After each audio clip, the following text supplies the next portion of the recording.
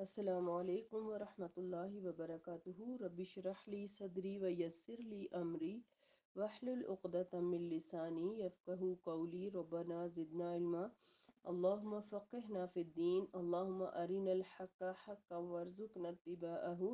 وارنا الباطل باطلا وارزقنا اجتنابہ۔ آیت نمبر 72 سورۃ الانعام تک ہم پڑھ چکے، ریکیپ کر لیتے ہیں۔ اعوذ باللہ من الشیطان الرجیم، بسم اللہ الرحمن الرحیم۔ قل اندعو من دون اللہ ما لا ينفعنا ولا يضرنا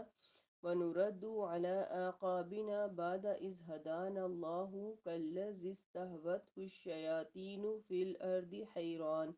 له اصحاب يدعونه الى الهدى ائتنا قل ان هدى اللہ هو الهدى وامرنا لنسلم لرب العالمین۔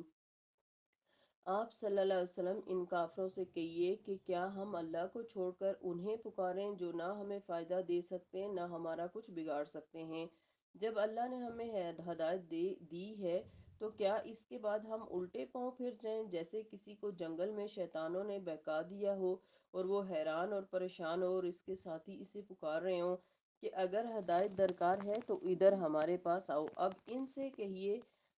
ہدایت تو وہ ہے جو اللہ دے، اور ہمیں تو یہی حکم ہوا ہے کہ ہم رب العالمین کے فرما بردار بن جائیں اور نماز قائم کریں اور اللہ سے ڈرتے رہیں، اور وہی تو ہے جس کے حضور تم سب جمع کیے جاؤ گے۔ وہی تو ہے جس نے آسمانوں اور زمین کو حق کے ساتھ پیدا کیا، اور جس دن وہ قیامت سے کہے گا کہ ہو جا تو وہ قائم ہو جائے گی۔ اس کی بات سچی ہے، اور جس دن سور میں پھونک دیا جائے گا اس دن اسی کی حکومت ہوگی، اور وہ چھپی اور ظاہر سب باتوں کو جاننے والا ہے، اور وہ بڑا دانا اور ہر چیز کی خبر رکھنے والا ہے۔ تو آیت نمبر 73 میں ہم نے پڑھا کہ وہی ہے جس نے آسمانوں اور زمین کو حق کے ساتھ پیدا کیا ہے، اور جس دن وہ قیامت سے کہے گا کہ ہو جا تو وہ قائم ہو جائے گی۔ اس کی بات سچی ہے، اور جس دن سور میں پھونکا جائے گا اس دن اسی کی حکومت ہوگی۔ وہ چھپی اور ظاہر سب باتوں کو جاننے والا ہے، اور وہ بڑا دانا اور ہر چیز کی خبر رکھنے والا ہے۔ آیت نمبر 74 پڑھتے ہیں وہ، اور یہاں سے جو ہے وہ ابراہیم علیہ السلام کا واقعہ شروع ہو رہا ہے۔ وَإِذْ قَالَ إِبْرَاهِيمُ لِأَبِيهِ آزَرَ أَتَتَّخِذُنَا أَصْنَامًا آلِهَةً إِنِّي أَرَاكَ وَقَوْمَكَ فِي ضَلَالٍ مُبِينٍ۔ اور وہ واقعہ بھی یاد کرو جب ابراہیم علیہ السلام نے اپنے باپ آزر سے کہا تھا کہ کیا تم نے بتوں کو الہ بنا لیا ہے، میں تو تجھے اور تیری قوم کو کھلی گمراہی میں دیکھتا ہوں۔ انبیاء کے والدین کو شرک سے بری ثابت کرنے کا نظریہ۔ بعض لوگ کہتے ہیں کہ سیدنا ابراہیم علیہ السلام کے باپ کا اصلی نام طارق تھا اور آزر ان کا لقب تھا، پھر وہ لقب سے زیادہ مشہور ہو گئے، اور بعض یہ کہتے ہیں کہ ان کا اصل نام آزر تھا اور طارق لقب تھا۔ یہ باتیں تو ایسی ہیں جن میں کسی کو اختلاف کرنے کی ضرورت نہیں، مگر جو لوگ یہ کہتے ہیں کہ سیدنا ابراہیم علیہ السلام کے باپ کا نام طارق تھا اور آزر آپ کے چچے کا نام تھا، اس کی وجہ یہ بتاتے ہیں کہ پیغمبر کا باپ مشرک نہیں ہو سکتا۔ یہ بات ایک تو قرآن کے ظاہر الفاظ کے خلاف ہے، دوسرا اس کی جو وجہ بیان کی گئی ہے وہ بنا فاسد علی الفساد پر مبنی ہے، یعنی صرف فساد کی غرض سے یہ بات کہی جا رہی ہے، کیونکہ پیغمبروں کے مبعوث ہونے کا وقت ہی وہ ہوتا ہے جب دنیا میں کفر و شرک اور فتنہ اور فساد عام پھیل جاتا ہے، اور اسی کلیے سے مستثنیٰ صرف وہ انبیاء علیہ السلام ہیں جن کی قرآن یا حدیث میں صراحت آ گئی۔ مثلا سیدنا ابراہیم علیہ السلام کے بیٹے اسماعیل اور اسحاق علیہ السلام اور ان کے بیٹے اور پوتے یعنی یعقوب اور یوسف علیہ السلام سب نبی تھے،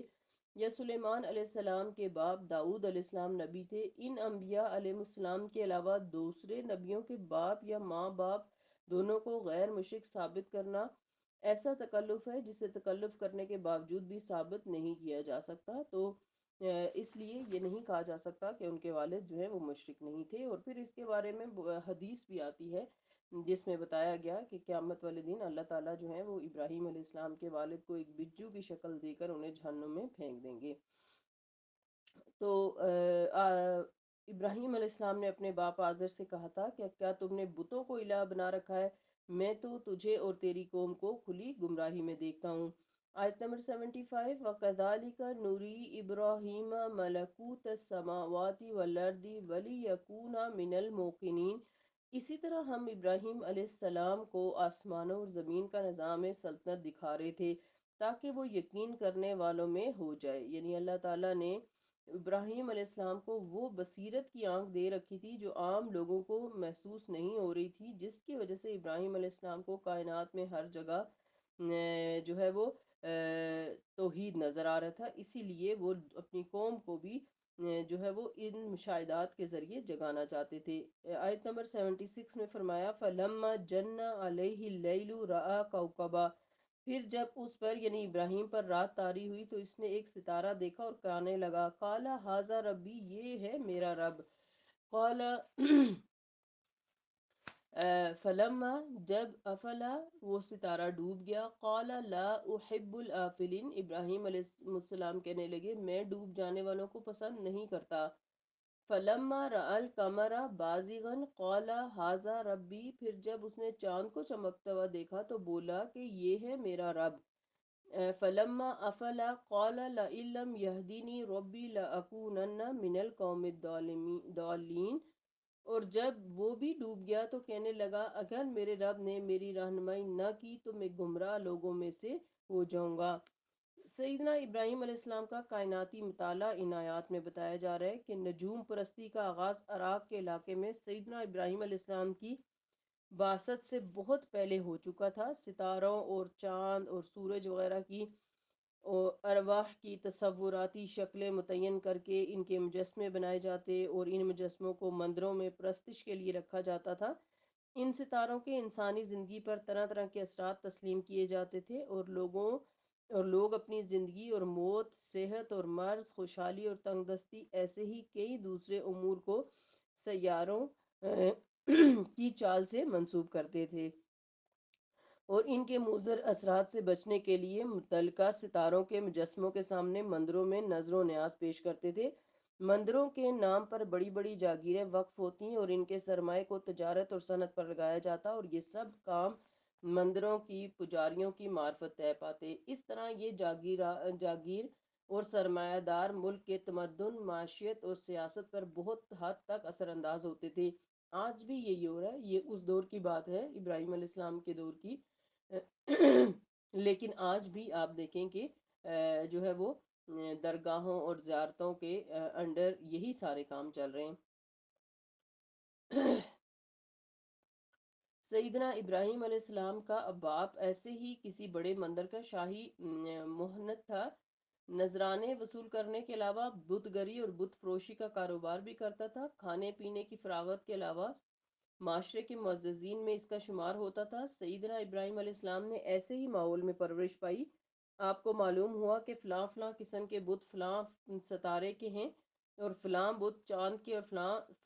سورج کے، اور علاوہ ازیں ان لوگوں نے اپنے شہروں کے نام بھی انہی بتوں کے نام پر رکھے ہوئے تھے۔ آپ کو بچپن ہی میں فطرت سلیمہ عطا ہوئی، یعنی ابراہیم علیہ السلام کو معاشرے کی ان حرکات سے اور گھر کے ایسے ماحول سے ان کی طبیعت بیزار رہتی تھی اور ہر وقت گہری سوچ میں پڑے رہتے تھے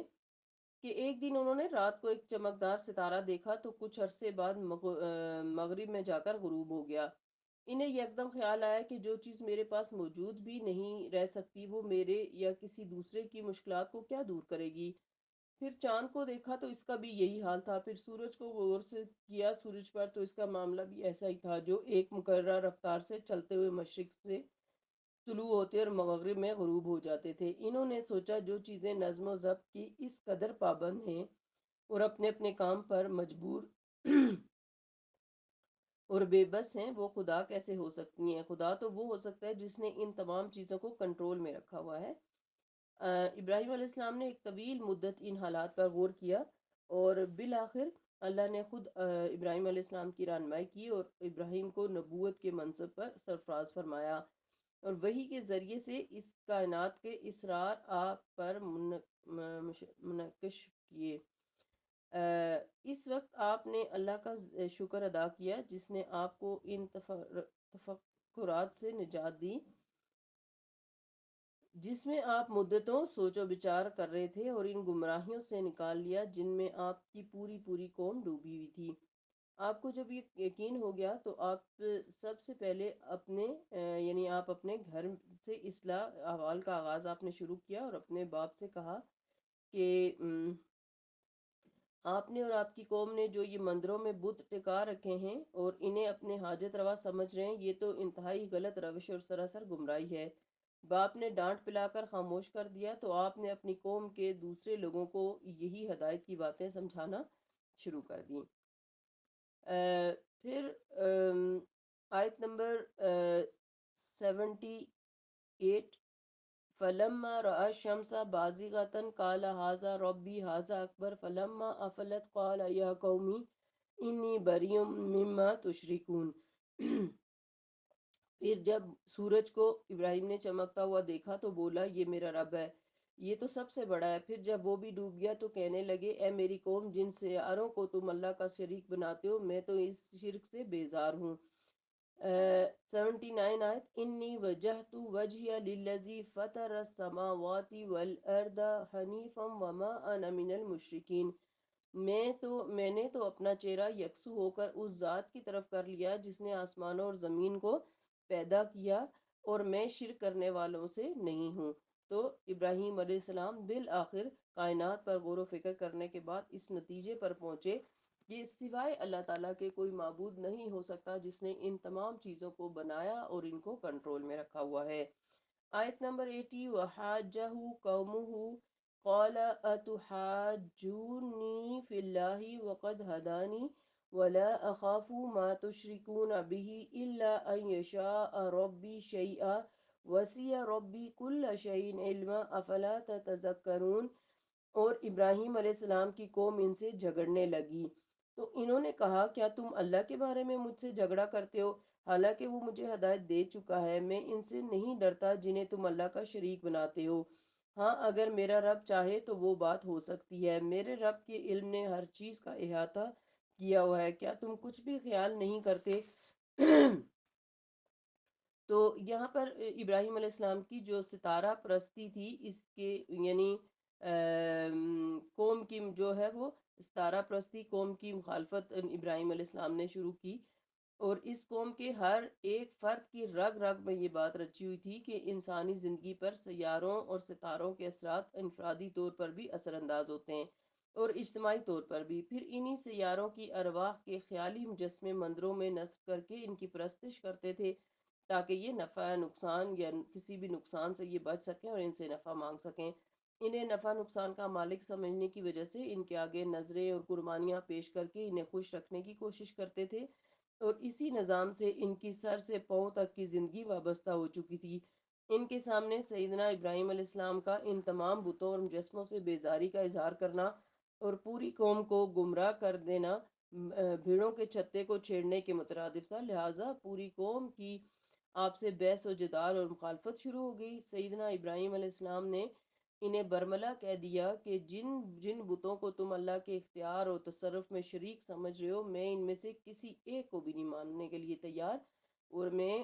اپنی زندگی اور موت، صحت اور تندرستی، خوشحالی، تنگ دستی کا مالک صرف اللہ کو سمجھتا ہوں، اور اس کے اختیارات میں کسی کو رتی برابر بھی شریک نہیں کروں گا۔ تو یہ ہے وہ خوبصورت عقیدہ توحید جو ابراہیم علیہ السلام نے نہ صرف اپنی قوم کے سامنے پیش کیا بلکہ اپنی اولادوں میں بھی اسی کو راسخ کیا۔ یہی وجہ ہے کہ آپ نے قرآن میں پڑھا ہوگا کہ جب یعقوب علیہ السلام کو موت آ رہی تھی تو انہوں نے اپنے بچوں سے پوچھا کہ میرے بعد تم کس کے دین پر ہوگے؟ تو انہوں نے کہا کہ ہم آپ کے آبا اسحاق اور اسماعیل اور ابراہیم علیہ السلام کے دین پر ہوں گے۔ تو یہ وہ لوگ ہیں جنہوں نے دین اسلام کے لیے قربانیاں دیں، اور آج جو ہے وہ دین ہمیں پلیٹ میں رکھ کے مل گیا۔ تو یہاں پہ پھر آگے دوسری بات جو اسی آیت میں بتائی جا رہی ہے کہ جو ابراہیم علیہ السلام نے کہا کہ وَلَا تَخَافُونَ أَنَّكُمْ أَشْرَكْتُمْ بِاللَّهِ مَا لَمْ تُنَزِّلْ بِهِ عَلَيْكُمْ سُلْطَانًا، کہ میں ان سے کیسے ڈروں جبکہ تم اللہ کے ساتھ ان کو شریک بناتے ہو، تو اللہ سے اور تم اللہ سے نہیں ڈرتے، یعنی تم اللہ سے نہیں ڈرتے، میں تمہارے بتوں سے جنہیں تم نے ہاتھوں سے بنایا ان سے ڈروں؟ یعنی معبودوں کی طرف سے جو سزا کی دھمکی یہ لوگ ان کو دے رہے تھے۔ ان بت پرستوں کے پاس سب سے بڑا ہتھیار یہ ہوتا ہے کہ جن بتوں کی تم توہین کر رہے ہو وہ خود تم سے نپٹ لیں گے، جیسا کہ ان کا اپنا عقیدہ تھا۔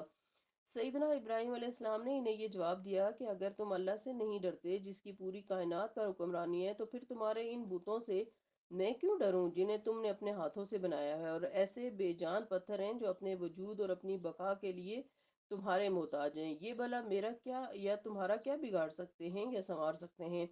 دوسری بات یہ ہے کہ میں جو کچھ کہہ رہا ہوں اس علم حقیقی کی بنا پر کہہ رہا ہوں جو مجھے اللہ کی طرف سے حاصل ہوا ہے، لیکن تمہارا ان بتوں کو نفع اور نقصان کا مالک اور مختار سمجھنا تمہارا اپنا وہم اور قیاس ہے جس کے لیے تمہارے پاس کوئی دلیل موجود ہی نہیں ہے۔ لہٰذا تم خود ہی سوچ لو کہ اللہ کی طرف سے عذاب کا مستحق کون ہوگا اور امن اور سلامتی کا مستحق کون ہوگا۔ ام، پھر کہا کہ آیت نمبر 81 میں کہ وَكَيْفَ أَخَافُ، اور جنہیں تم نے اللہ کا شریک نہ رکھا ہے، مَا أَشْرَكْتُمْ وَلَا تَخَافُونَ أَنَّكُمْ أَشْرَكْتُمْ بِاللَّهِ مَا لَمْ يُنَزِّلْ بِهِ عَلَيْكُمْ سُلْطَانًا فَأَيُّ الْفَرِيقَيْنِ أَحَقُّ بِالْأَمْنِ إِن كُنتُمْ تَعْلَمُونَ، کہ ابراہیم نے کہا کہ میں ان سے کیسے ڈروں جبکہ تم اللہ کے ساتھ شریک بناتے ہوئے اللہ سے نہیں ڈرتے جن کے لیے اللہ نے کوئی سند بھی نہیں نازل کی۔ پھر ہم دونوں فریقوں میں سے امن اور سلامتی کا زیادہ حقدار کون ہے؟ اگر تم کچھ جانتے ہو تو مجھے جواب دو۔ تو اسی آیت میں معبودوں کی طرف سے جو سزا کی دھمکی یہ لوگ دے رہے تھے، کہ ابھی جیسے ہم نے پڑھا کہ آج کے دور میں بھی ایسا ہی ہوتا ہے کہ اگر آپ کسی کے پیر کا انکار کر دیں اور ان کو سمجھانے کی کوشش کریں تو وہ کہتے ہیں کہ آپ نے پیر صاحب کی بے ادبی کر دی ہے اور اب وہ آپ سے خود نپٹ لیں گے، جب آپ کو ان کی بددعا لگے گی تو آپ کو کیا سے کیا ہو جائے گا۔ تو یہ ہر دور میں ہوتا آیا کہ جو ہے وہ غلط عقیدے کے لوگ اسی طرح اپنے بتوں یا اپنے بزرگوں یا اپنے پیروں کے نام پہ دوسروں کو دھمکاتے ہیں۔ آیت نمبر 82، الذین آمنوا ولم یلبسوا ایمانہم بظلم اولئک لہم الامن وہم مہتدون، جو لوگ ایمان لائے پھر اپنے ایمان کو ظلم اور شرک سے آلودہ نہیں کیا انہی کے لیے امن و سلامتی ہے اور یہی لوگ راہ راست پر ہیں۔ یعنی ظلم سے یہاں پر مراد شرک ہے، اور سیدنا عبداللہ بن مسعود رضی اللہ عنہ فرماتے ہیں کہ جب یہ آیت نازل ہوئی تو صحابہ رضی اللہ عنہم پر بہت گراں گزری، کیونکہ انہوں نے ظلم کو اس کے عام معنوں یعنی معصیت یا زیادتی پر قیاس کیا، اور رسول اللہ صلی اللہ علیہ وسلم سے عرض کیا کہ ہم میں سے کون ایسا ہے جس نے کبھی ظلم نہ کیا ہو، یعنی جسے کوئی غلطی نہ ہوئی ہو۔ آپ صلی اللہ علیہ وسلم نے انہیں بتایا کہ یہاں ظلم کا لفظ اپنے خاص معنوں یعنی شرک کے معنوں میں استعمال ہوا ہے، جیسا کہ سورۃ اللقمان میں آیا ہے کہ لقمان نے اپنے بیٹے کو نصیحت فرماتے ہوئے کہا تھا کہ بیٹے کبھی شرک نہ کرنا، ان الشرک لظلم عظیم، بے شک شرک بہت بڑا ظلم ہے۔ یہ صحیح بخاری کی حدیث ہے۔ تو اس سے کیا پتہ چلتا ہے کہ بے شک جو لوگ ایمان لائے اور پھر اپنے ایمان کو انہوں نے ظلم سے آلودہ نہیں کیا، یعنی انہوں نے کوئی شرک نہیں کیا، انہی کے لیے امن و سلامتی ہے، اور یعنی دنیا میں بھی، موت کے وقت بھی، قبر میں بھی، حشر میں بھی، اور آخرت میں انہیں جنت نصیب ہوگی، اور یہی لوگ جو ہیں وہ راہ راست پر ہیں۔ اللہم اجعلنا منہم، اللہ تعالیٰ سے دعا ہے کہ اللہ ہمیں ان لوگوں میں شامل فرمائے جن کا آج کی آخری آیت میں ذکر ہوا کہ جنہوں نے ایمان لایا اور پھر اپنے ایمان کو شرک کے ساتھ آلودہ نہیں کیا۔ شرک جو ہے یہ بہت ہی گھنونا جرم ہے، اور اس کی معافی نہیں مل سکتی انسان کو جب تک کہ انسان شعوری طور پر جو ہے وہ اللہ تعالیٰ سے معافی نہ مانگے۔ اور شرک جو ہے اس کے بارے میں نبی صلی اللہ علیہ وسلم کی اس حدیث سے سمجھ لینا چاہیے کہ کس قدر ہمیں شرک کے بارے میں احتیاط کرنے کی ضرورت ہے، کہ آپ صلی اللہ علیہ وسلم نے فرمایا کہ میری امت میں شرک اس طرح عام ہو جائے گا جیسے سیاہ رات میں سیاہ پتھر پر سیاہ چونٹی، یعنی جیسے وہ محسوس نہیں ہو سکتی اسی طرح لوگ شرک کر رہے ہوں گے اور انہیں محسوس بھی نہیں ہوگا کہ وہ شرک کر رہے ہیں۔ تو اس لیے ہم سب کو اپنے باتوں اور اپنی سوچوں میں یہ خیال رکھنا چاہیے کہ ہم کسی اور کو اللہ سے زیادہ پاورفل تو نہیں سمجھتے یا اپنے نفع نقصان کا مالک تو نہیں سمجھ رہے کہ کوئی ہمارے لیے کچھ کر رہا ہے یا کر سکتا ہے، ہمارا کچھ سنوار سکتا ہے یا کچھ بگاڑ سکتا ہے۔ تو ہمیں اپنے عقیدوں کا جائزہ لینا ہوگا، کیونکہ عقیدہ توحید ہی وہ واحد عقیدہ ہے جو انسان کو اللہ کے سامنے سرخرو کر سکتا ہے، اور جس پر ابراہیم علیہ السلام تھے۔ اور اس لیے ہمیشہ قرآن پاک میں آتا ہے کہ حنیفم مسلمم وما کانا من المشرکین، ابراہیم تو بہت یکسو تھے اور مسلم تھے، فرما بردار تھے، اور وہ مشرکین میں سے نہ تھے۔ تو اللہ تعالیٰ ہمیں بھی مسلمین میں، مومنین میں شامل فرمائے اور شرک سے محفوظ رکھے، آمین۔ اللہم زیننا بزینت الایمان، اللہم ثبت کلمہ بلا الہ الا اللہ عند الموتی، اللہم انا نسألک الحسن الخاتمہ، آمین۔ سبحانک اللہم و بحمدک، نشہد ان لا الہ الا انت، نستغفرک و نتوب الیک۔ السلام علیکم ورحمۃ اللہ وبرکاتہ۔